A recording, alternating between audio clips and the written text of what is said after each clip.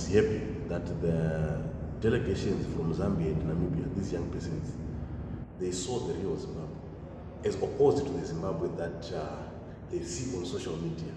Because usually on media there's a deliberate attack on the dignity of Zimbabwe, where everything about Zimbabwe is said in the wrong way. So we took them to the independence there. And contrary to what they read in these online newspapers that I know the government forces people to the programs, they went there. I think President Mnangagwa left around 1:30, and the rest of the people remained. A forced person cannot remain when the program is finished. People remained, they stayed there for 4 more hours. Not only that, there was a gala. So people stayed to the following morning, meaning to say the independence of Zimbabwe is not a one-day event.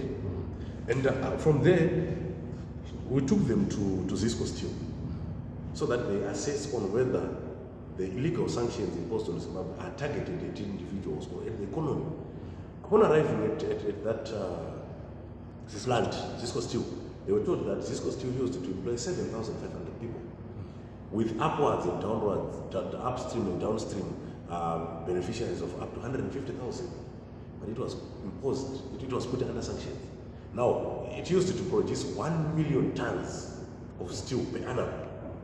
And to think that to this day, Africa is only producing 1.3 million tons. Collective, Zisco Steel was producing 1 million. But it was close to 7,500 skilled people were sent home.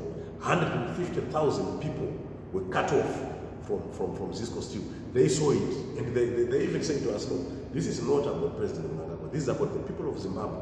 So from today onwards, when we speak against Zimbabwe, since SADC adopted the policy to say 25 October, sanctions against Zimbabwe must go, we now know the effects of these sanctions. We did not end there. We took them to see the recovery, what the president has done, like in Madzimure, where a new plant is open. But now there is another narrative which says, native Zimbabweans are not good farmers, they are underutilizing land. So we took them around to see land that belongs to ordinary citizens. We visited a farm owned by Webster Chiroda Kufa in Yabira, where he's keeping pure breed cattle, pedigree, Boran and Brahman. At his farm, he has 1,292 cattle, over 300 sheep, and over 10 hectares a field of sugar beets. He's doing quite well, and if you listen to the prices, he's selling the cattle and the sheep. He's a millionaire just by cattle. From there, we also passed through our leader, Comrade Machacha's farm, where he's doing drought-resilient crops like sorghum. He's also doing maize, cattle, and goats. So they saw that land reform did not only benefit politicians, it benefited ordinary citizens. I think politicians makes maybe only 12% of the beneficiaries of land reform. The rest are ordinary citizens, and they are doing quite well. If you see somebody who can produce a breed of cattle that goes for $6, $8, $10,000 one bull, it means things are moving on well. So they were satisfied, when we gave them free access. And there was also a talk about instability, political instability in Zimbabwe. We took them around. We even allowed them to walk freely with no guardianship or protection. We say, feel free. If you want to go and drink, just go there and see yourself. Zimbabweans are peace-loving people.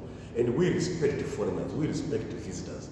They were satisfied. So they also spoke about individuals who are trying to incite violence in Zimbabwe. Because now our economy depends on us.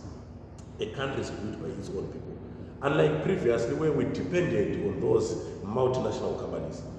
Today if you go to CSO, people are working for themselves. So obviously nobody would want to go on shutdown because you are shutting down your own life. So they've seen a lot and they adopted quite a number of strategies, including to encourage their government to sponsor young persons, inject capital in youths to start their projects.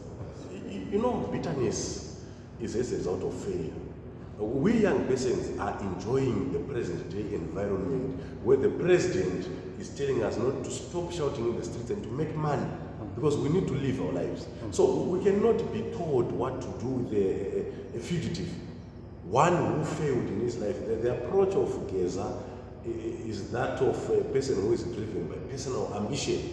Because you listen to him, what is it exactly he wants to address? There's nothing. He is one of the people who benefited from the Zanu PF's indigenous policies. He benefited. He had his time. But now, let me tell you this, 64% of the population are young persons. And we young persons are working with our hands. So we don't listen to individuals like Geza. We cannot go on shutdown. As I said earlier on, that you'll be shutting down your own life. It's not a Geza's life that you shut down. So they must just leave us. We enjoy the president. The fact that President Mnangagwa won, it means youth contributed to the votes and youths voted in mass. We are the majority in everything.